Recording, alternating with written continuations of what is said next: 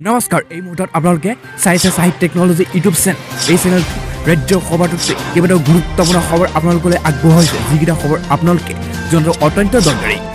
আৰু এই খবৰকেইটা আপোনালোকে উপস্থাপন কৰাৰ আগতেই আপোনালোকে যদি এই চেনেলটো নতুনকৈ আহিছে তেন্তে চেনেলটো প্লিজ ছাবস্ক্ৰাইব কৰি থ'ব আৰু ভিডিঅ'টোত এটা লাইক কৰি উৎসাহিত কৰিব আজি শনিবাৰ প্ৰথমটো এই মুহূৰ্তত অতি গুৰুত্বপূৰ্ণ এটা ডাঙৰ খবৰ মুকলি হৈ আহিছে কাৰণ ৰাজ্যত মঙল আৰু বুধবাৰৰ তুলনাত আজি কৰোনাৰ সংক্ৰমণ কিছু পৰিমাণে হ্ৰাস পাইছে কিন্তু ৰাজ্যৰ কেইবাখনো জিলাত ইতিমধ্যে ভয়ানক ৰূপ ধাৰণ কৰিছে কৰোনা ভাইৰাছে আৰু কামৰূপ মহানগৰৰ লগতে ৰাজ্যৰ কেইবাখনো জিলাত আক্ৰান্তৰ সংখ্যা বৃদ্ধি পাইছে আৰু মুখ্যমন্ত্ৰী হিমন্ত বিশ্ব শৰ্মাই তেওঁৰ টুইটাৰ অফিচিয়েল একাউণ্টত ইতিমধ্যে এই কথা স্পষ্টভাৱে কৈছে আৰু অসমত 6 আৰু 7 জুলাই তুলনাত আজিৰ দিনটোত ক'ভিডৰ সংক্ৰমণ প্ৰকোপ হ্ৰাস পোৱাতে পৰিলক্ষিত হৈছিল কিন্তু বুধবাৰৰ দিনটোত নতুনকৈ 2289গৰাকী লোক ইতিমধ্যে কৰোনা ভাইৰাছত আক্ৰান্ত হৈছিল আৰু ইফালে আজিৰ দিনটোত কৰোনা ভাইৰাছৰ ফলত 26জন ৰোগীৰ মৃত্যু খাব দিবলগীয়া হৈছে আৰু আজি কামৰূপ মহানগৰ জিলাত 181গৰাকী ক'ভিড আক্ৰান্ত হৈছে আৰু অসমৰ মুখ্যমন্ত্ৰী ডক্টৰ হিমন্ত বিশ্ব শৰ্মাই টুইটাৰযোগে এই কথা স্পষ্টভাৱে জানিবলৈ দিছে জানিব পৰা মতে আজিৰ দিনটোত ৰাজ্যখনত মুঠ 1,01,729টা ক'ভিড পৰীক্ষা সম্পূৰ্ণ কৰা হৈছিল আৰু আজিৰ দিনটোৰ পজিটিভিটি হাৰ হৈছে 2.25%। এইটো এটা বহুতে ভাল শতাংশ কিন্তু এটা বহুতে কেইবাখনো জিলাৰ বাবে বহুতে ভয়ংকৰ ৰূপ ধাৰণ কৰিছে শনিবাৰ পাছত এই মুহূৰ্তত আন এটা ডাঙৰ খবৰ মুকলি হৈছে এটা ব্ৰেকিং নিউজ কিয়নো এতিয়াৰ পৰা ৰাজ্য চৰকাৰে ইতিমধ্যে নতুন কিছুমান নীতি নিৰ্দেশনা ইতিমধ্যে জাৰি কৰিছে আৰু সকলো দোকান পোহাৰ বন্ধ কৰাৰ সিদ্ধান্ত গ্ৰহণ কৰিছে এক নিৰ্দেশনা জাৰি কৰিছে আৰু এতিয়াৰ পৰা ফোনযোগে শাক পাচলি মাছ মাংস সকলো প্ৰশাসনে ঘৰতে দিব কিন্তু এটা ফোন নম্বৰ জাৰি কৰিছে প্ৰশাসনৰ নিৰ্দেশ জাৰি কৰিছে আৰু আজিৰ পৰা সমগ্ৰ অসমৰ বিভিন্ন জিলাত ইতিমধ্যে প্ৰযোজ্য হ'ব এই নতুন নিৰ্দেশনাসমূহ আৰু প্ৰশাসনে কেইবাখনো জিলাৰ ক্ষেত্ৰত ইতিমধ্যে কঠোৰ নিৰ্দেশনা জাৰি কৰিছে কিয়নো সকলো দোকান পোহাৰ দিনৰ ভাগতো বন্ধ ৰাখিবলৈ নিৰ্দেশনা জাৰি কৰিছে এটা বহুতে ভয়ংকৰ খবৰ কিয়নো এতিয়াৰ পৰা দিনৰ ভাগতো দোকান পোহাৰ শাক পাচলি দোকান সকলো সম্পূৰ্ণৰূপে বন্ধ থাকিব এটা কথা স্পষ্ট হৈ পৰিছে আৰু নতুন নিৰ্দেশনা জাৰি কৰিছে প্ৰশাসনে আৰু ইয়াত স্পষ্টভাৱে কয় যে সা সামগ্ৰী শাক পাচলিৰ বাবে প্ৰশাসনে দিছে এক বৃহৎ নম্বৰ আৰু কালিলৈ পুৱাৰ পৰা এই নম্বৰ ইতিমধ্যে লাগু হৈ পৰিব আৰু বিশেষ নম্বৰত ফোন কৰিলে আপুনি ঘৰতে দি আহিব আপোনাৰ শাক পাচলি আৰু সা সামগ্ৰী আৰু কালিলৈ পৰা ইতিমধ্যে এই নতুন SOP খণ্ডত প্ৰযোজ্য হ'ব বহুকেইখন জিলাত কিয়নো ক'ভিড সংক্ৰমণৰ বৃদ্ধিৰ বাবে এই কঠোৰ সিদ্ধান্ত গ্ৰহণ কৰা হৈছে এই মুহূৰ্তত প্ৰশাসনে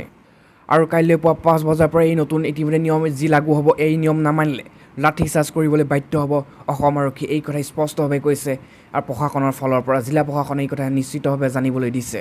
আৰু এই নিয়ম কালি প্ৰথম শোণিতপুৰ জিলাতে প্ৰশাসনে নতুন ইতিমধ্যে নিৰ্দেশনা জাৰি কৰিছে আৰু এই নিয়ম প্ৰথমখন জিলা হ'ল শোণিতপুৰ জিলা আৰু এইখন আপোনালোকে চাইডত যিখন অফিচিয়েল নটিছ দেখিছে এইখন চৰকাৰৰ ফালৰ পৰা ইয়াৰ পাছত এই মুহূৰ্তত আন এটাই বহুতে ডাঙৰ খবৰ এটা মুকলিছে আজিৰ দিনটোৰ এটা ব্ৰেকিং নিউজ কিন্তু এই মুহূৰ্তত ৰাজ্য স্বাস্থ্যমন্ত্ৰী কেশৱ মহন্ত আৰু মুখ্যমন্ত্ৰী ডক্টৰ হিমন্ত বিশ্ব শৰ্মাই স্পষ্টভাৱে নতুন নিৰ্দেশনা ইতিমধ্যে জাৰি কৰিছে SOP সন্দৰ্ভত আৰু ইয়াত কৈছে সাৱধান আজিৰ পৰা বিয়লি 5 বজাৰ পাছত অনাই ঘূৰি থাকিলে আপোনাৰ ওপৰত গোচৰ ৰুজু কৰা হ'ব আৰু এই ভয়ংকৰ গোচৰ ৰুজু কৰিব তাৰ লগতে আজি সন্ধিয়া 5 বজাৰ পৰা ইতিমধ্যে বহুতো নীতি নিয়ম সলনি কৰিছে ৰাজ্য চৰকাৰে সকলো স্পষ্টভাৱে জানি লওক আৰু ইয়াত কৈছে সাৱধান আজিৰ পৰা বিয়লি 5 বজাৰ পিছত অনাই ঘূৰি নুফুৰিব নহ'বা আপোনাৰ কঠোৰ ব্যৱস্থা গ্ৰহণ কৰিব আৰু কামৰূপ জিলাৰ শেহতীয়া ক'ভিড পৰিস্থিতিক লৈ স্বাস্থ্য বিভাগৰ শীৰ্ষ বিষয়াবৰ্গ আৰু মহানগৰ জিলা প্ৰশাসনৰ সৈতে বুধবাৰে নিশা জৰুৰী পৰ্যালোচনা বৈঠকত মিলিত হয় স্বাস্থ্যমন্ত্ৰী কেশৱ মহন্ত আৰু কামৰূপ মহানগৰ জিলাত পুনৰ দৈনিক ক'ভিড সংক্ৰমণৰ হাৰ এতিয়া বৃদ্ধি পোৱাৰ আশংকা পৰিলক্ষিত হোৱাৰ পাছত এই পৰ্যালোচনা বহে স্বাস্থ্যমন্ত্ৰীগৰাকীয়ে আৰু কামৰূপ সংক্ৰমণৰ প্ৰতিৰোধৰ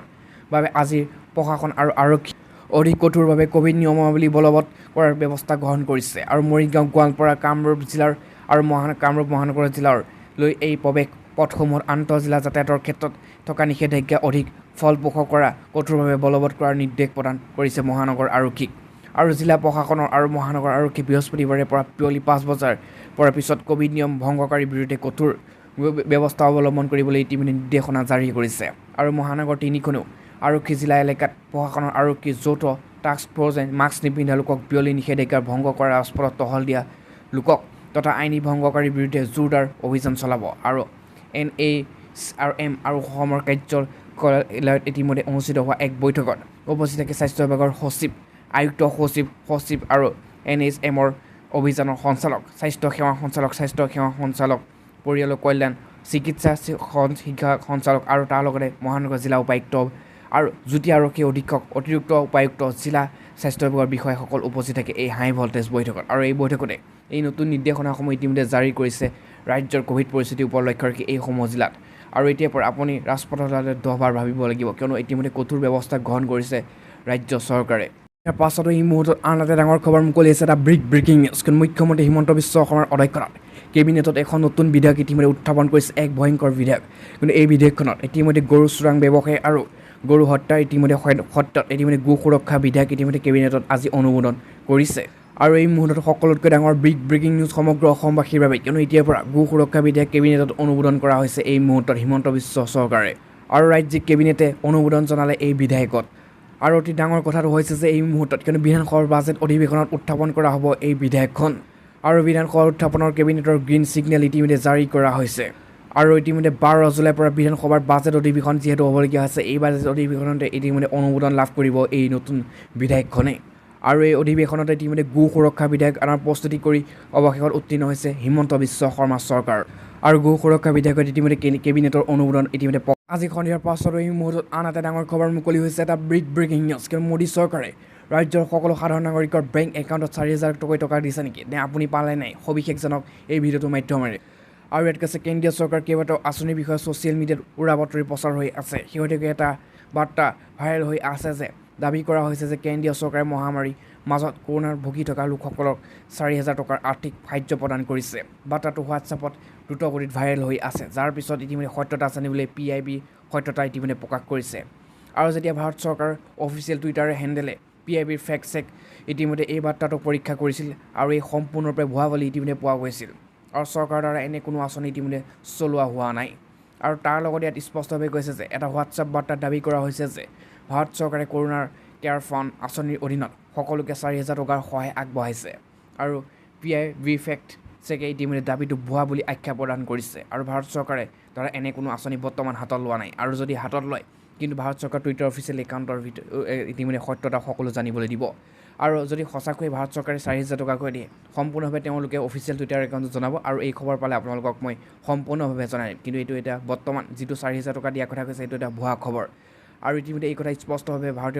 ভাৰত চৰকাৰ টুইটাৰ একাউণ্টৰ যোগে ইতিমধ্যে এই কথা ফেক্ট চেক বুলি নিৰ্ধাৰণ কৰিছে, আৰু এয়া হৈছে সত্যতা। আজি সন্ধিয়াৰ পাছতো এই মুহূৰ্তত আন এটা ডাঙৰ খবৰ মুকলি হৈ আছে, সকলো অসমবাসীয়ে জল্পনা কল্পনা অন্ত। আৰু অৱশেষত অসমৰ প্ৰাক্তন মুখ্যমন্ত্ৰী সৰ্বানন্দ সোণোৱালে যিহেতু কেবিনেটত স্থান লাভ কৰিছিল মন্ত্ৰিত্ব হিচাপে, কিন্তু দায়িত্ব দিয়া নাছিল। কিন্তু আজি অৱশেষত 3 বিভাগত ইতিমধ্যে 4 বিভাগত ইতিমধ্যে দায়িত্ব প্ৰদান কৰিছে অসমৰ প্ৰাক্তন মুখ্যমন্ত্ৰী কেন্দ্ৰীয় মন্ত্ৰিত্বত। আৰু প্ৰথম মন্ত্ৰিত্বটো দিছে বন্দৰ, তাৰপিছত জাহাজ আৰু জল পৰিবহণ আৰু আয়ুষ মন্ত্ৰালয়ত দায়িত্ব 4টাকৈ বিভাগত ইতিমধ্যে মন্ত্ৰিত্ব দায়িত্ব লাভ কৰিছে অসমৰ প্ৰাক্তন মুখ্যমন্ত্ৰীগৰাকীয়ে। আৰু ইয়াত কৈছে সৰ্বানন্দ সোণোৱালে লাভ কৰিলে বন্দৰ, জাহাজ, জল পৰিবহণ আৰু আয়ুষ মন্ত্ৰালয়ৰ দায়িত্ব। বুধবাৰে কেন্দ্ৰীয় কেবিনেটে মন্ত্ৰীৰূপে শপত গ্ৰহণ কৰা অসমৰ প্ৰাক্তন মুখ্যমন্ত্ৰী সৰ্বানন্দ সোণোৱালে লাভ কৰিলে বন্দৰ, জাহাজ, জল পৰিবহণ আৰু আয়ুষ মন্ত্ৰালয়ৰ দায়িত্ব। বহুপ্ৰতীক্ষিত নৰেন্দ্ৰ মোদী নেতৃত্বাধীন কেন্দ্ৰীয় কেবিনেট বুধবাৰে সম্প্ৰসাৰণ হয়। আৰু মোদীৰ সম্প্ৰসাৰিত মন্ত্ৰীসভাত কেইবাজনো নপুৰণি নেতাই ইতিমধ্যে শপত লয়। আৰু তাৰপিছতেই ইফালে মন্ত্ৰীসভাৰ সম্প্ৰসাৰণ হোৱাৰ পূৰ্বে ইতিমধ্যে 12গৰাকীকৈ মন্ত্ৰীয়ে পদত্যাগ কৰে। আৰু পদত্যাগ কৰাৰ ভিতৰত আছিল স্বাস্থ্যমন্ত্ৰী ডক্টৰ হৰ্ষ বৰ্ধন, শিক্ষামন্ত্ৰী ৰমেশ পোখৰিয়াল আৰু শ্ৰম মন্ত্ৰী